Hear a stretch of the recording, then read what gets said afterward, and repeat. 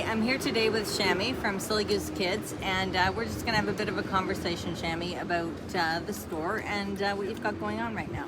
We opened up about 11 years ago, and it was so exciting to start a small business in the neighborhood we lived in. We had been in retail for many years prior to opening our own business, and it was always a dream.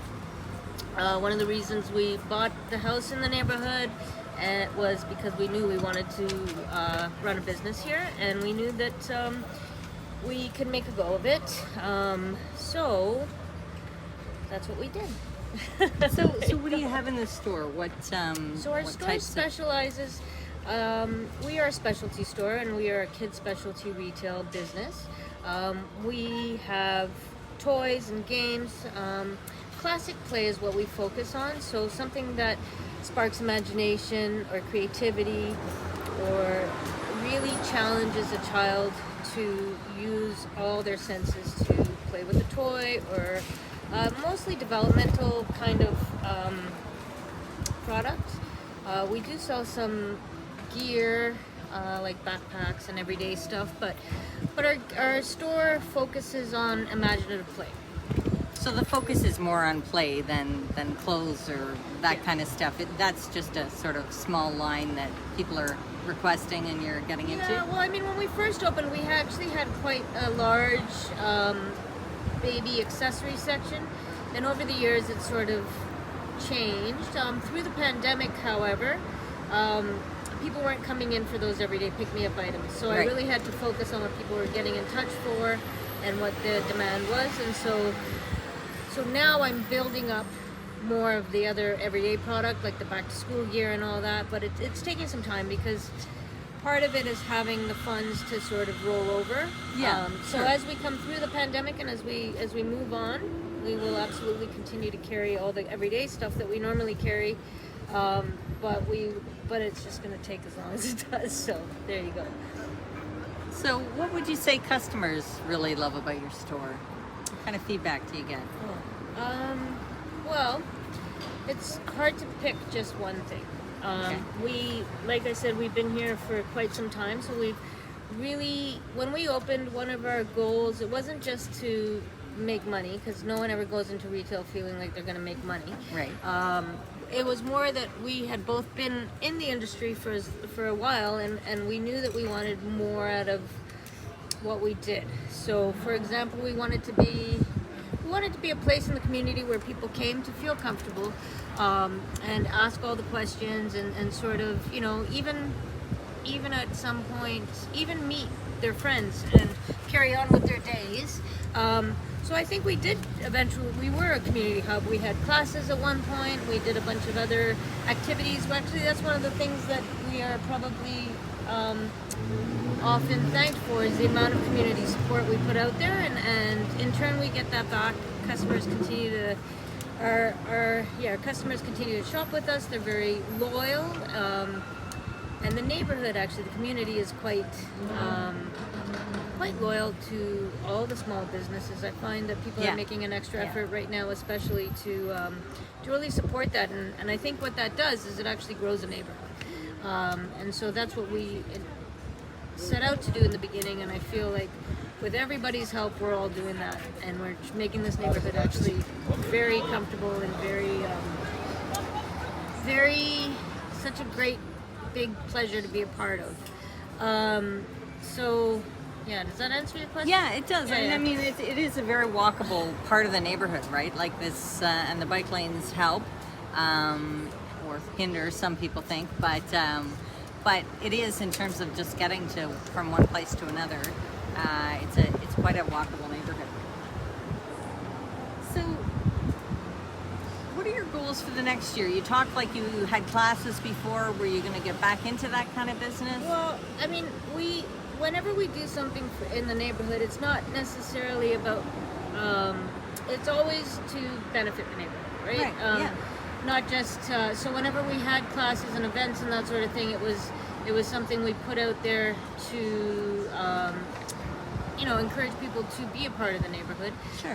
The classes and things, I don't know when I would start that up again. I mean, I'm hoping towards the end of the summer to get the store set up in a way that it was before, whereas kids come in and touch things and Right. play. Sure. Like, I don't think we're there yet. I think the COVID recovery is still happening, to be honest. Yeah. And I feel like, you know, maybe some point throughout the summer, everyone will be a little more comfortable to be going into businesses and touching and feeling and actually feeling like things are more what they used to be in 2019.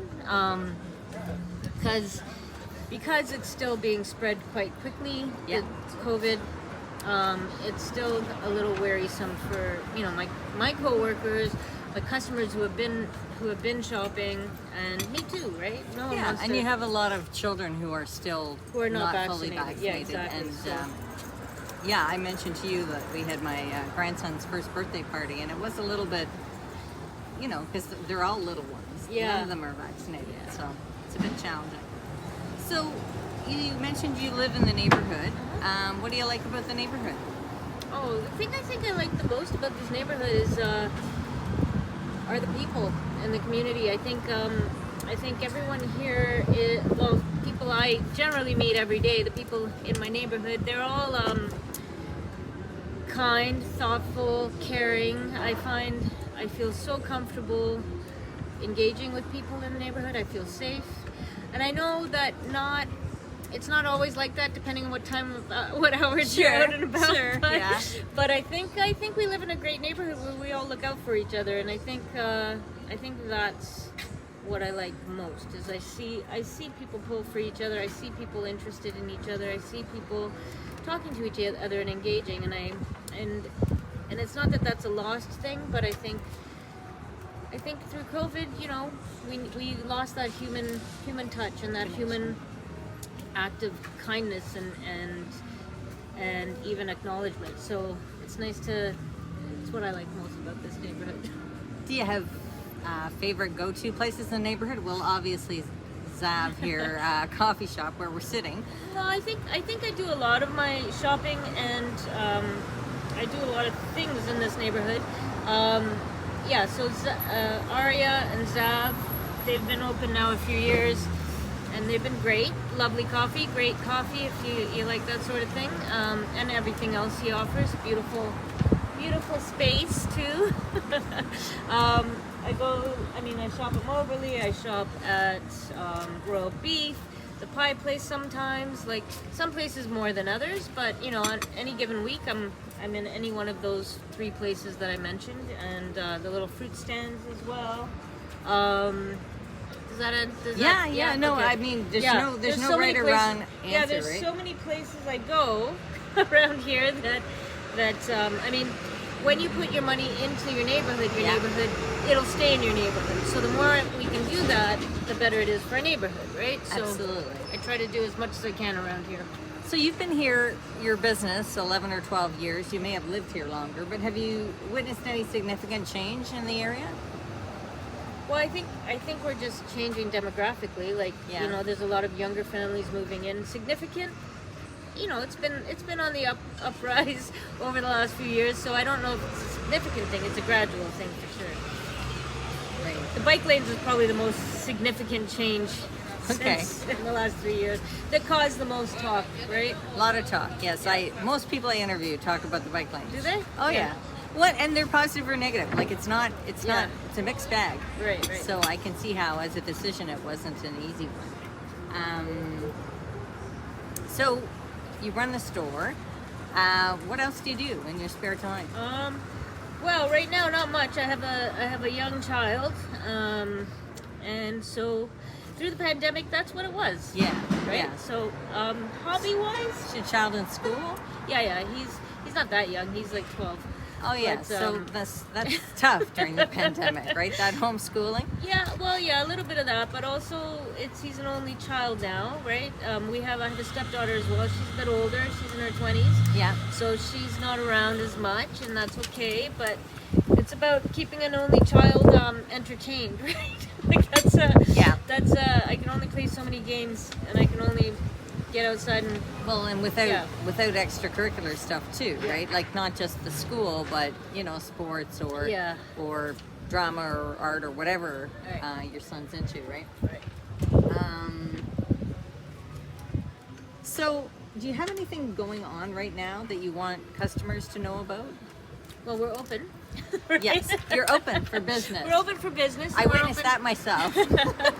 We're open about 6 days a week, and you know what? I think business is picking up. Like Yeah. it is definitely. I think across the board that people can see that it's almost getting back to what we're used to. Maybe a few months behind, but Yeah, people are still a bit cautious, but you know, you can live and with that. understandably, right? Yeah. So other than that, in the store we'll have summer's coming up. We've got a lot of great product in and I guess the sidewalk sale is coming up in June. And then in the fall we're looking forward to the arts fair in the park and our store actual anniversary. So all those things are coming up. It's a lot of exciting stuff, and then fourth quarter. But yeah, nothing unless no big promos other than that, right? Back to school is coming. Oh, sounds good. Yeah. I guess. What's the best way for customers to get in contact with you? Like, you can obviously come into the store and shop in person, but can people shop online or? So that's the one thing that I actually haven't finished up yet is our online presence. Sure. So we have a great social media platform. Both our social media, whether it's Facebook or Instagram, we have a really active social media platform, and Yeah. so a lot of customers tend to reach out that way, either sending messages or emails even to the store. All that information you can find online. And then our e-commerce page, our e-commerce site is almost ready to go, and I've been saying that for about a year, but for Wow. sure we'll have it ready. We'll probably wait till after the summer and launch it, probably around the store's anniversary, just That make a makes big sense. splash of it. But yeah, so that's going to be eventually another way to get in touch with us. Yeah, because you got those young families, right? And if they move out of the neighborhood, they're going to still want to come back to you. So that's the Yeah, I've never really wanted to be an online business. Right. That was not why I opened a neighborhood toy store. no, right? of course. But just given the pandemic, and also for ease of other people living outside of the city or outside the neighborhood to reach us, that's probably a good thing to do. Sure. So, if you were to talk to a young entrepreneur now who was going to start their own business, what advice would you give? Best advice I can give somebody, well, the first and foremost is make sure you love the idea you have and you have passion for it, because that's going to be the motivating factor in times of crisis. And then the other thing is get a good bookkeeper.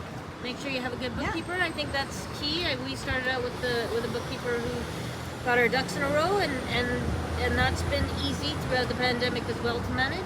Easy enough, I guess, right? Yeah, But so a bookkeeper and love what you're doing. Those are two most important things, I think. Everything else will fall into place. Everything else will fall into place. That's great. So, anything else you think we need to know about Silly Goose? How'd you pick the name? Oh, okay, so that's a fun one. So my partner Tracey, actually, we were trying to come up with a name, and for a while, and she, the year that, just before we opened the toy store, she was working for one of our toy suppliers, and so she was out on a sales call. She was having lunch over in Hyde Park, and on the way back to her car, she realized that she was all of a sudden surrounded by a bunch of geese. And so she started looking at them and saying, "Go away, Silly Goose, go." And then she called me right away and was like, "I got the name, Silly Goose Kids." And I said, "Oh, that's perfect." So Yeah, it's great. there you go. That's how we got it. That's great. Well, thanks very much. Love talking with you.